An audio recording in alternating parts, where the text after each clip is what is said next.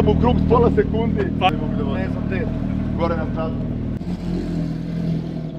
Freunde des gepflegten Gasfußes. Wieder Rijeka, wieder schönes Wetter, wieder gute Bedingungen. Wir haben uns gestern Abend zusammengesetzt und haben dann beschlossen, dass wir dem Andrej die frischen Reifen geben, weil wir am Setup irgendwas verbockt haben. Also mein Auto fuhr gestern gar nicht. Kann an der neuen Vermessungsmethode liegen, weil wir sie, glaube ich, noch nicht ganz richtig verstehen.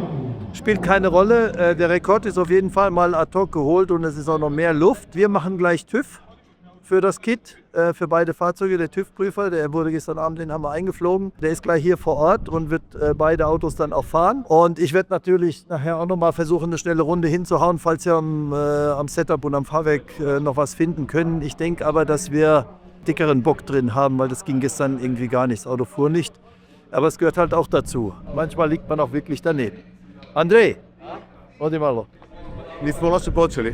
Der Kollege, Kann man auch Deutsch sprechen? Ja, er kann ja auch Deutsch, er ist ja in Hockenheim groß geworden. Also herzlichen Glückwunsch nochmal zum Rekord. Dankeschön, Super, Dankeschön. Cool gefahren, gute Arbeit, danke dir vielmals. War Wahnsinn. Ja, Bedingungen waren nicht schlecht. Ich habe gesehen, dass so ein Fehler mit bisschen Wind, aber alles andere ist ohne. Genau, aber Funktioniert. Auto fährt, das sehen wir uns. Fährt, alles, Setup, alles gut. Hervorragend. So, da freuen wir uns. Jetzt gehen wir auf Frühstücken und dann schauen wir, was der Tag so noch bringt. Ne?